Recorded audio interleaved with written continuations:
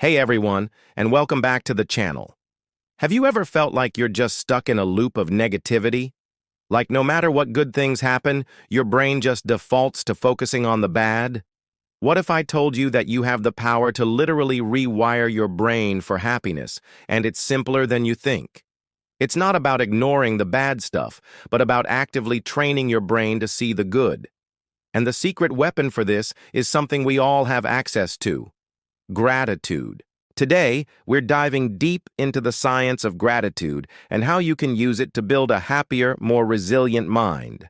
So, what exactly happens in our brains when we practice gratitude? It's not just a fuzzy feeling, it's a powerful neurochemical event. When you consciously acknowledge something you're thankful for, your brain releases a cocktail of feel-good chemicals, primarily dopamine and serotonin. Dopamine is the same neurotransmitter that gets fired up when we achieve a goal or experience pleasure. It's part of our brain's reward system. Serotonin helps regulate our mood, making us feel calmer and more content. Think of it like this: every time you practice gratitude, you're giving your brain a little dose of its own natural antidepressant. But it gets even more interesting. Studies using fMRI scans have shown that practicing gratitude activates the prefrontal cortex, the part of our brain responsible for decision-making, emotional regulation, and self-control. Specifically, it lights up the medial prefrontal cortex. This area is linked to understanding others' perspectives and empathy, which is why gratitude often makes us feel more connected to people around us. It also helps us step back from our immediate, often negative, emotional reactions and see the bigger picture. Over time, with consistent practice, these neural pathways become stronger. It's like building a muscle. The more you use these gratitude circuits, the more easily and automatically your brain will turn to them. Now let's talk about the negativity bias. Our brains are hardwired from our caveman days to pay more attention to threats and dangers than to positive things. This was great for survival back then. It kept us safe from saber-toothed tigers. But today, that same bias can make us fixate on a single critical comment while ignoring a dozen compliments. It makes us dwell on what went wrong in our day instead of what went right. Gratitude is the direct antidote to this negativity bias. It actively forces your brain to scan for and focus on the positives, effectively counteracting that ancient survival mechanism. It's not about pretending problems don't exist. It's about balancing the scales and giving the good stuff equal airtime in your mind. So, how do we put this science into practice? Let's talk about some simple, real-life methods to start rewiring your brain. The most famous one is the 3 good things exercise.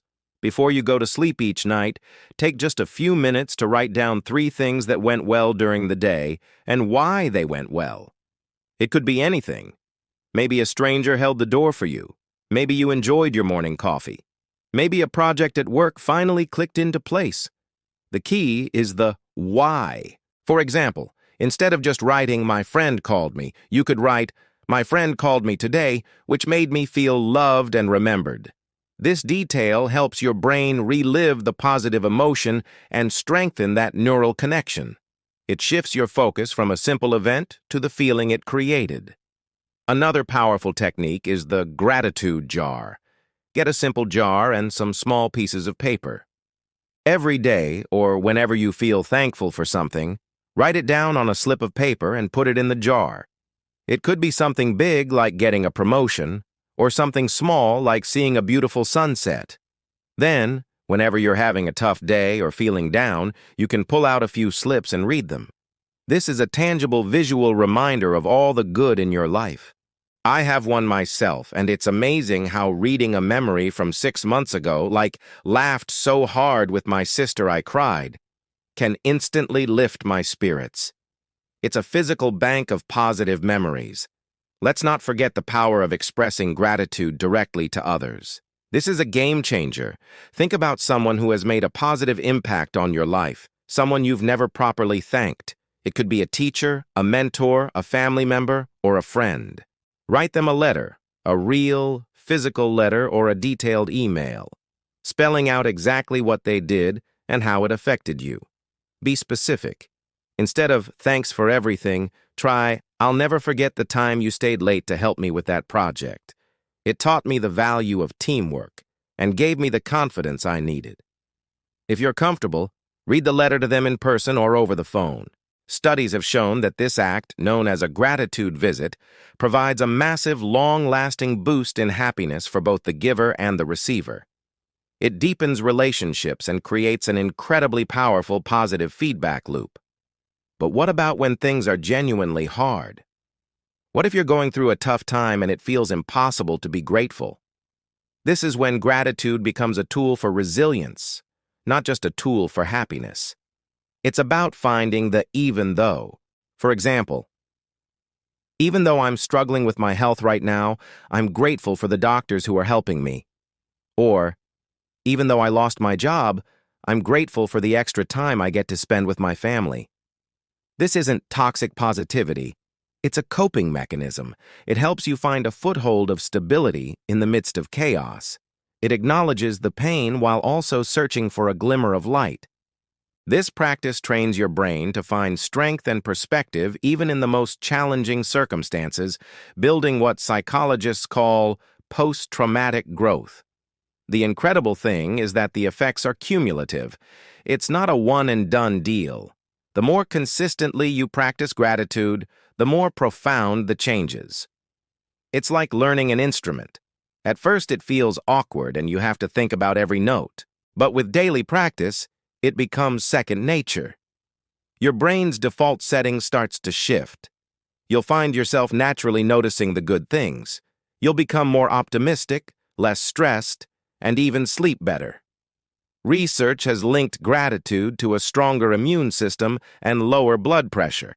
You're not just changing your mind, you're changing your entire well-being. So, my challenge to you is this: start today. Don't wait for a good day to begin.